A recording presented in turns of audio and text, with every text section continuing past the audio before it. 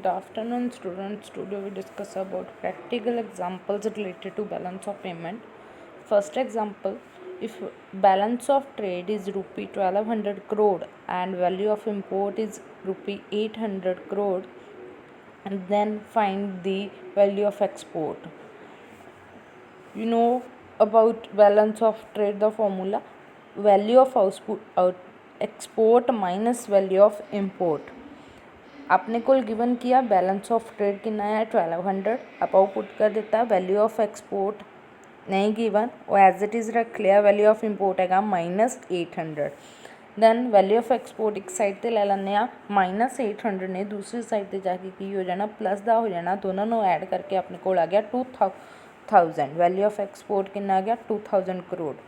Next है if balance of trade is rupee -1000 crore and value of export is rupees 600 crore, then find the value of import.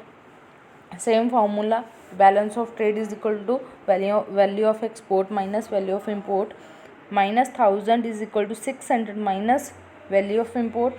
-1000 अपने को की given है balance of trade and value of import कितना आ वो नहीं given as it is ले लिया, value of export कितना है 600। दैन ਹੁਣ ਆਪਣੇ ਕੋਲ ਕੀ ਆ ਵੈल्यू ऑफ इंपोर्ट ਨੂੰ ਦੂਸਰੀ ਸਾਈਡ ਤੇ ਲੈ ਕੇ ਪਲੱਸ ਦਾ ਹੋ ਗਿਆ ਤੇ ਮਾਈਨਸ ਦੇ 1000 ਨੂੰ ਇੱਧਰ ਲੈ ਕੇ ਆਂਦਾ ਰਾਈਟ ਹੈਂਡ ਸਾਈਡ ਤੇ ਲੈ ਕੇ ਆਂਦਾ ਤਾਂ ਉਹ ਨਿਕਾਲਦਾ ਹੋ ਗਿਆ प्लस ਦਾ 600 plus 1000 is equal to 1600। Third example है if value of import of goods 1500 crore, अपने को इंपोर्ट गिवन आ and value of export given आ 1300 crore, then what will the nature of balance of trade nature find out करना आ। अपने को export minus import होंगे फॉर्मूला एक्सपोर्ट है 300 तो इंपोर्ट है 500। जो अपने को नैगेटिव आ गया 200, जो अपने को टर्म नैगेटिव आ जाए वो होंगी है अनफेवरेबल। इट मीनस अपना बैलेंस ऑफ ट्रेड का नेचर क्या अनफेवरेबल।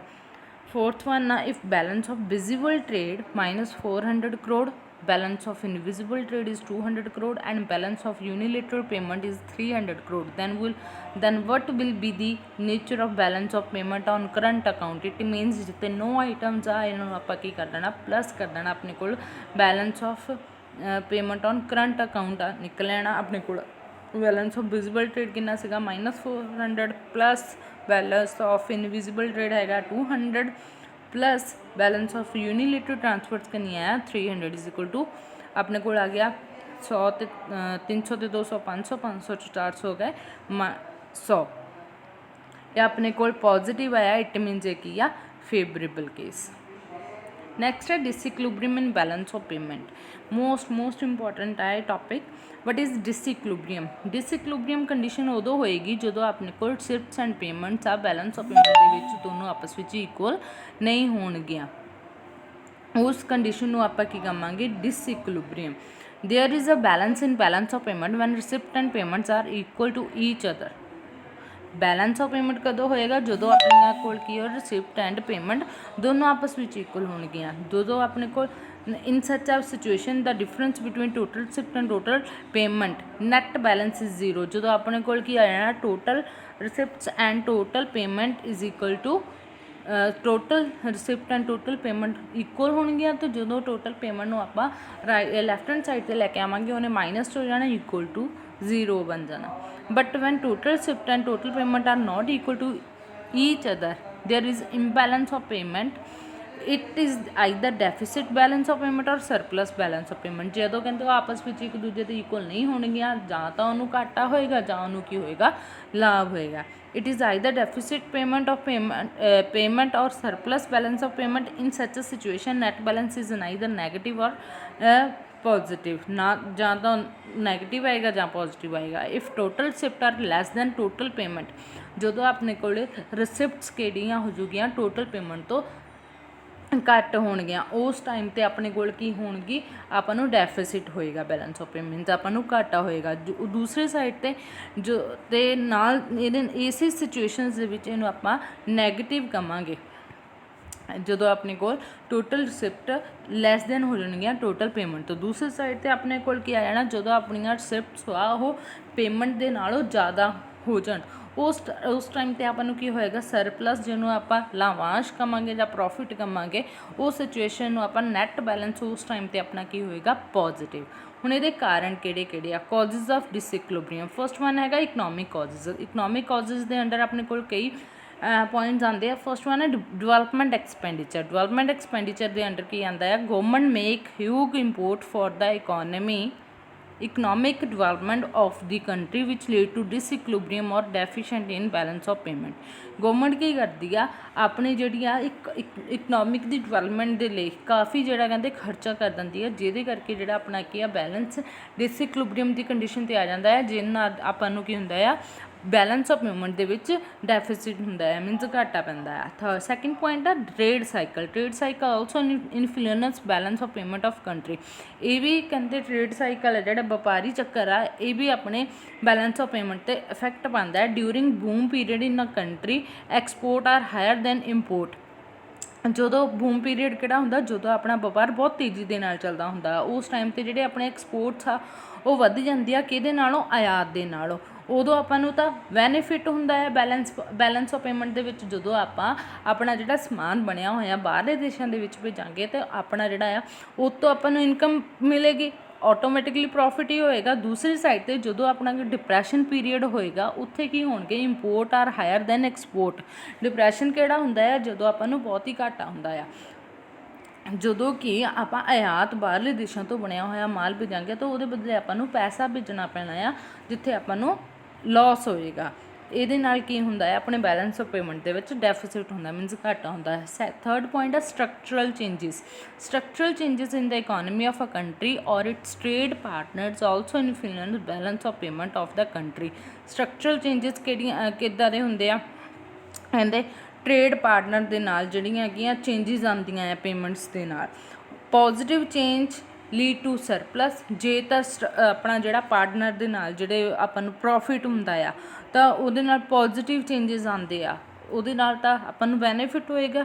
ਜੇ ਉਸ ਪਾਰਟਨਰ ਦੇ ਨਾਲ ਕੰਮ ਕਰਨ ਦੇ ਨਾਲ ਸਟਰਕਚਰ ਚੇਂਜਸ ਦੇ ਵਿੱਚ ਆਪਾਂ ਨੂੰ ਨੈਗੇਟਿਵ ਟਰਮਸ ਮਿਲਦੀਆਂ ਆ, ਦਿਖਾਈ ਦਿੰਦੀਆਂ, ਤਾਂ ਆਪਾਂ ਨੂੰ ਉੱਥੇ ਕੀ ਹੋਏਗਾ, ਡੈਫੀਸਿਟ ਚੇਂਜ ਆਏਗਾ। Next are inflation, स्फीति। If there is inflation in country, export are dearer whereas import are cheaper for the country। ਕਹਿੰਦੇ ਜੇ ਤਾਂ ਇਨਫਲੇਸ਼ਨ ਕੰਟਰੀ ਦੇ ਵਿੱਚ ਤਾਂ ਐਕਸਪੋਰਟ ਕੀ ਹੋ ਜਾਣਗੇ, ਘੱਟ ਵੱਧ ਜਾਣਗੇ, ਅਤੇ ਆਪਣੇ ਜਿਹੜੇ ਇੰਪੋਰਟ ਆ ਉਹਨਾਂ ਨੂੰ ਆਪਾਂ ਕੀ ਕਰਾਂਗੇ, ਘਟਾ ਦਾਂਗੇ, ਸਸਤੇ ਹੋ ਜਾਣਗੇ। ਜਿਹੜੇ ਐਕਸਪੋਰਟਸ ਆ ਮਹਿੰਗੇ ਹੋ ਜਾਣਗੇ। Therefore such a country has a deficit, ਜਿਹਦੇ ਨਾਲ ਕੀ ਆ ਆਪਣੇ ਕੋਲ ਆਪਣੀ ਜਿਹੜੀ ਆ ਬੈਲੈਂਸ ਆਫ ਪੇਮੈਂਟ ਕਿਹੜੀ ਕੰਡੀਸ਼ਨ 'ਤੇ ਆ ਜਾਏਗਾ, ਡੈਫੀਸਿਟ ਦੀ ਕੰਡੀਸ਼ਨ 'ਤੇ ਆ ਜਾਏਗਾ। ਸੈਕਿੰਡ ਕੰਡੀਸ਼ਨ ਹੈਗੀ ਆ ਦੂਸਰੀ ਸਾਈਡ 'ਤੇ ਕੀ ਆ, ਜਦੋਂ ਆਪਣਾ ਇਨਫਲੇਸ਼ਨ ਕੰਟਰੀ ਦੇ ਵਿੱਚ ਨਹੀਂ ਰਹੇਗਾ, ਉਸ ਟਾਈਮ 'ਤੇ ਆਪਾਂ ਨੂੰ ਆਟੋਮੈਟਿਕਲੀ ਪ੍ਰੋਫਿਟ ਹੀ ਹੋਏਗਾ ਆਪਣੀ ਕੰਟਰੀ ਦੇ ਵਿੱਚ ਬੈਲੈਂਸ ਆਫ ਪੇਮੈਂਟ ਦੇ ਵਿੱਚ। ਫਿਫਥ ਪੁਆਇੰਟ ਹੈ term of trade. Term of trade ਕਿਹੜੀਆਂ, ਕਹਿੰਦਾ ਉਹ ਵਾਲੀਆਂ ਕੰਡੀਸ਼ਨਸ ਜਿਹੜੀਆਂ ਕਿ ਦੋ ਕੰਟਰੀਜ਼ ਦੇ ਵਿੱਚ ਆਪਸ ਵਿੱਚ ਜਿਹੜਾ ਟ੍ਰੇਡ ਕੀਤਾ ਜਾਂਦਾ ਉਹਨੂੰ ਕਹਿੰਦੇ ਆ term of trade. If term of trade are favourable, ਜੇ ਤਾਂ ਉਹ ਫੇਵਰੇਬਲ ਦੀ ਕੰਡੀਸ਼ਨ 'ਚ ਆ, ਪ੍ਰਤੀਕੂਲ ਦੀ ਕੰਡੀਸ਼ਨ 'ਚ ਆ, ਤਾਂ ਉਸ ਟਾਈਮ 'ਤੇ ਆਟੋਮੈਟਿਕਲੀ ਆਪਾਂ ਨੂੰ ਪ੍ਰੋਫਿਟ ਹੋਏਗਾ। ਜੇ ਦੂਸਰੀ ਸਾਈਡ 'ਤੇ ਅਨਫੇਵਰੇਬਲ ਦੀ ਕੰਡੀਸ਼ਨ 'ਚ ਆ, ਉਸ ਟਾਈਮ 'ਤੇ ਆਪਾਂ ਨੂੰ ਕੀ ਹੋਏਗਾ, ਡੈਫੀਸਿਟ, ਘਾਟਾ ਹੋਏਗਾ ਬੈਲੈਂਸ ਆਫ ਪੇਮੈਂਟ ਦੇ ਵਿੱਚ।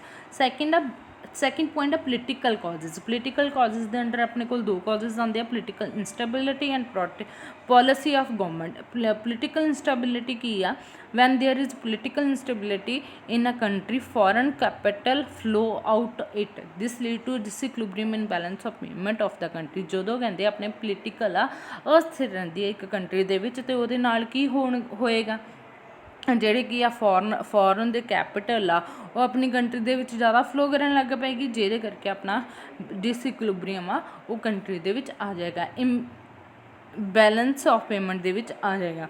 ਸੈਕਿੰਡ ਹੈ policy of government. Policy of government in a country also influence balance of payment, the policy of export promotion under which efforts are made by government to promote export and import substitute। ਹੁਣ government ਨੇ ਕੀ ਕੀਤਾ, policies ਕੀਤੀਆਂ, ਉਹਨੂੰ export ਨੂੰ promote ਕੀਤਾ, means export ਨੂੰ ਜਿਹੜਾ ਆ ਜ਼ਿਆਦਾ ਵਧਾਵਾ ਦਿੱਤਾ, ਜਿੱਥੇ ਕੀ ਹੋਏਗਾ ਗਵਰਨਮੈਂਟ ਨੂੰ ਆਪਣੇ ਐਫਰਟਸ ਲਗਾਉਣੇ ਪੈਣਗੇ।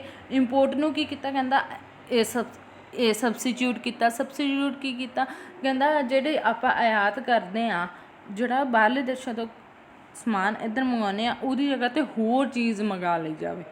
ਵਿਚ efforts are made by government to produce goods, ਜਿਹਦੇ ਨਾਲ ਕੀ ਆ within a country rather than importing them. ਜਿਹਦੇ ਨਾਲ ਕੀ ਹੋਏਗਾ ਆਪਾਂ ਜਿਹੜੀ ਟਰਮ ਆਪਾਂ ਨੂੰ ਨਹੀਂ ਚਾਹੀਦੀ ਆ ਪਰ ਉਹ ਆਪਾਂ ਬਾਹਰੋਂ ਮੰਗਵਾਉਣਾ ਚਾਹੁੰਦੇ ਹਾਂ, ਪਰ ਉਹਨੂੰ ਆਪਾਂ ਸਬਸਟੀਟਿਊਟ ਕੀ ਕਰਨਾ ਉਸੇ ਸੇਮ ਪ੍ਰੋਡਕਟ ਨੂੰ ਉਹਦੀ ਬਿਹਾਫ 'ਤੇ ਜਿਹੜਾ ਹੋਰ ਦੂਸਰੇ ਤਰ੍ਹਾਂ ਦਾ ਪ੍ਰੋਡਕਟ ਆ ਉਹਨੂੰ ਯੂਜ਼ ਕਰ ਲੈਣਾ, ਜਿਹਦੇ ਨਾਲ ਕੀ ਆ ਆਪਣਾ ਬੈਲੈਂਸ ਆਫ ਪੇਮੈਂਟ ਬੈਲੈਂਸ ਰਹੇਗਾ। ਥਰਡ ਵਨ ਆ ਸੋਸ਼ਲ ਕਾਜ਼ਿਸ। ਸੋਸ਼ਲ ਕਾਜ਼ਿਸ ਦੇ ਵਿੱਚ ਆਪਣੇ ਕੋਲ ਆ ਜਾਂਦੇ ਆ ਸੋਸ਼ਲ ਪ੍ਰੈਫਰੈਂਸ। ਹੁਣ ਆਪਣੀਆਂ ਪ੍ਰੈਫਰੈਂਸ ਕਿੱਦਾਂ ਦੀਆਂ, ਆਪਣੇ ਹੈਬਿਟਸ ਕਿੱਦਾਂ ਦੇ ਆ, ਟੇਸਟ ਕਿੱਦਾਂ ਦਾ, ਫੈਸ਼ਨ ਕਿੱਦਾਂ ਦਾ, ਆਪਣਾ ਟਰਡੀਸ਼ਨ ਕਿੱਦਾਂ ਦਾ ਆ, ਕਸਟਮ ਕਿੱਦਾਂ ਦਾ ਆ, ਜਿਹੜਾ ਆਪਣੀ ਕੰਟਰੀ ਦੇ ਵਿੱਚ ਚੱਲ ਰਿਹਾ ਹੁੰਦਾ ਆ ਉਹਦੇ ਬਿਹਾਫ 'ਤੇ ਜਿਹੜਾ ਆਪਾਂ ਐਕਸਪੋਰਟ ਐਂਡ ਇੰਪੋਰਟ ਕਰਦੇ ਹਾਂ, ਇਹਦੇ ਨਾਲ ਜਿਹੜਾ ਆਪਣੀ ਜਿਹੜਾ ਕੰਟਰੀ ਦੇ ਬੈਲੈਂਸ ਆਫ ਪੇਮੈਂਟ 'ਤੇ ਕੀ ਪ੍ਰਭਾਵ ਪੈਂਦਾ ਆ। ਇਹ ਆ ਸੈਕਿੰਡ ਆ attitude of people. If people have positive and optimise thinking, ਜੇ ਤਾਂ ਕਹਿੰਦੇ ਲੋਕਾਂ ਦਾ ਜਿਹੜਾ ਐਟੀਟਿਊਡ ਵਧੀਆ ਆ, ਪੋਜ਼ੀਟਿਵ ਆ, ਓਪਟੀਮਾਈਜ਼ ਆ, ਉੱਚਤਮ ਆ, ਤਾਂ ਉਹ ਫੇਵਰੇਬਲ ਕੇਸਿਸ ਦੇ ਵਿੱਚ ਰਹਿਣਗੇ। ਆਪਣੀ ਜਿਹੜੀ ਕੰਟਰੀ ਹੈ ਡਿਵੈਲਪਮੈਂਟ ਦੇ ਕੇਸ 'ਤੇ ਚਲੇਗੀ। ਜੇ ਲੋਕਾਂ ਦਾ ਜਿਹੜਾ ਦਿਮਾਗ ਆ ਉਹ ਉਸ ਸਿਚੁਏਸ਼ਨਸ ਦੇ ਵਿੱਚ ਨਹੀਂ ਹੈਗਾ, ਪੋਜ਼ੀਟਿਵ ਨਹੀਂ ਆ, ਨੈਗੇਟਿਵ ਆ, ਭੜਕਾਲੂ ਆ, ਉਹਨੂੰ ਉਸ ਟਾਈਮ 'ਤੇ ਕੀ ਹੋ ਜਾਏਗਾ ਆਪਣਾ ਜਿਹੜਾ ਬੈਲੈਂਸ ਆਫ ਪੇਮੈਂਟ ਆ ਅਨਫੇਵਰੇਬਲ ਹੋ ਜਾਏਗਾ। ਨੈਕਸਟ ਹੈ solution of the problem of disequilibrium. The problem of disequilibrium in a balance of payment has serious implication of the country। ਕਹਿੰਦੇ ਜਿਹੜਾ ਇਹਦਾ ਪ੍ਰੋਬਲਮ ਦਾ ਸੋਲਿਊਸ਼ਨ ਲੱਭਣਾ ਹੈ, ਸੀਰੀਅਸ ਇੰਪਲੀਕੇਸ਼ਨ ਆ ਇਹ। This may lead to be economy be interrupted in debt trap which has adverse impact on the reputation of the country। ਕਹਿੰਦੇ ਉਸ conditions ਦੇ ਵਿੱਚ ਆਪਾਂ ਨੂੰ ਜ਼ਿਆਦਾ ਤੋਂ ਜ਼ਿਆਦਾ ਉਧਾਰ ਲੈਣਾ ਪਏਗਾ, ਜਿਹਦੇ ਕਰਕੇ ਆਪਣੀ ਕੰਟਰੀ 'ਤੇ ਕੀ ਪਏਗਾ, ਬੁਰਾ ਪ੍ਰਭਾਵ ਪਏਗਾ। ਅਤੇ ਉਹਦੀ ਜਿਹੜੀ ਰੈਪੂਟੇਸ਼ਨ ਆ ਇੰਟਰਨੈਸ਼ਨਲ ਸਪੇਅਰ ਦੇ ਵਿੱਚ ਬਹੁਤ ਹੀ ਬੁਰੀ ਬਣ ਜਾਏਗੀ। Disequilibrium in balance of payment has adverse impact on various sector of the economy as well as. Disequilibrium ਦੇ ਹੋਣ ਦੇ ਕਾਰਨ ਆਪਣੀਆਂ ਸਾਰੇ ਸੈਕਟਰ, ਇਕੋਨਮੀ ਦੇ ਸਾਰੇ ਸੈਕਟਰ 'ਤੇ ਬੁਰਾ ਪ੍ਰਭਾਵ ਪਏਗਾ। ਜੇ that is why government and central bank of the country make various effort to solve the problem of disequilibrium in the balance of payment. ਇਸ ਕਰਕੇ ਗਵਰਨਮੈਂਟ ਐਂਡ ਸੈਂਟਰਲ ਗਵਰਨਮੈਂਟ ਨੂੰ ਕਈ ਇੱਦਾਂ ਦੇ ਕਦਮ ਚੁੱਕਣੇ ਪੈਣਗੇ ਜਿਹਦੇ ਨਾਲ ਆਪਣੀ ਜਿਹੜੀ ਇਕੋਨਮੀ ਆ ਉਹਨੂੰ ਆਪਾਂ ਵਧੀਆ ਤਰੀਕੇ ਦੇ ਨਾਲ ਆਪਣੀ ਜਿਹੜੀ ਆ ਇਕੁਲਿਬਰੀਅਮ ਦੇ ਵਿੱਚ ਲੈ ਕੇ ਆਈਏ। ਮਾਡਰਨ ਏਜ ਕਿਹੜੀ ਆ, ਕਹਿੰਦੇ ਕੈਪੀਟਲਿਜ਼ਮ ਏਜ ਆ, ਜਿਹਦੇ ਵਿੱਚ ਆਪਾਂ ਐਫਰਟਸ ਲਗਾਉਂਦੇ ਆ ਆਪਾਂ ਕਿ ਉਹ ਫਿਰ ਉਸ ਟਾਈਮ 'ਤੇ ਆਪਾਂ ਨੂੰ ਕੀ ਕਰਨਾ ਪਏਗਾ, ਜਿਹੜੇ ਐਕਸਪੋਰਟ ਆ ਉਹਨਾਂ ਨੂੰ ਪ੍ਰਮੋਟ ਕਰਨਾ ਪਏਗਾ so the concerned country earn maximum foreign exchange through export and thereby satisfy to needs for foreign exchange. ਆਪਣੇ ਐਕਸਪੋਰਟਸ ਨੂੰ ਬੜਾਵਾ ਦੇਣਾ ਪਏਗਾ ਤਾਂ ਕਿ ਜਿਹੜੇ ਆਪਣੀਆਂ ਜਿਹੜੀਆਂ ਆ ਫੋਰਨ ਐਕਸਚੇਂਜ ਦੇ ਨਾਲ ਆਪਣਾ ਜਿਹੜਾ ਉਹਨਾਂ ਨੂੰ ਆਪਣੀਆਂ ਜਿਹੜੀਆਂ ਨੀਡਸ ਆ ਉਹਨਾਂ ਨੂੰ ਫੁਲਫਿਲ ਕਰ ਸਕੀਏ। ਇਸ ਕਰਕੇ ਜਿਹੜੀਆਂ ਇਟ ਮੀਨਸ ਪੋਲਿਸੀ ਕਿਹੜੀ ਬਣਾਉਣੀ ਪੈਣੀ ਆ, ਐਕਸਪੋਰਟ ਪ੍ਰਮੋਸ਼ਨ ਦੀ। In the present world the policy of import substitution is not suitable any longer। ਅਤੇ ਆਪਾਂ ਨੂੰ ਫਿਰ ਉਸ ਟਾਈਮ 'ਤੇ ਆਪਾਂ ਨੂੰ ਕੀ ਕਰਨਾ ਪਏਗਾ, ਇੰਪੋਰਟ ਨੂੰ ਆਪਾਂ ਸਬਸਟੀਟਿਊਟ ਨਹੀਂ ਕਰਨਾ ਪਏਗਾ ਲੰਮੇ ਸਮੇਂ ਦੇ ਲਈ। these days every country aim to promote export as well as possible so that the problem of disequilibrium in the balance of payment does not arise for it। ਇਹਨਾਂ ਵਿੱਚ ਮੇਨ ਟਰਮ ਕੀ ਆ, ਆਪਾਂ ਨੂੰ ਉਸ ਟਾਈਮ 'ਤੇ ਜਦੋਂ ਡਿਸਇਕੁਲਿਬਰੀਅਮ ਦੀ condition ਆ ਜਾਂਦੀ ਆ ਉਸ ਟਾਈਮ 'ਤੇ ਆਪਾਂ ਨੂੰ ਕੀ ਕਰਨਾ ਪਏਗਾ, ਜਿਹੜਾ ਆਪਣਾ ਐਕਸਪੋਰਟ ਆ ਉਹਨੂੰ ਜ਼ਿਆਦਾ ਤੋਂ ਜ਼ਿਆਦਾ ਪ੍ਰਮੋਟ ਕਰਨਾ ਪਏਗਾ। ਇੱਥੇ ਤੱਕ ਹੀ ਆ ਆਪਣਾ ਇਹਦੇ ਨਾਲ ਹੀ ਚੈਪਟਰ ਹੁੰਦਾ finish. Thank you to all.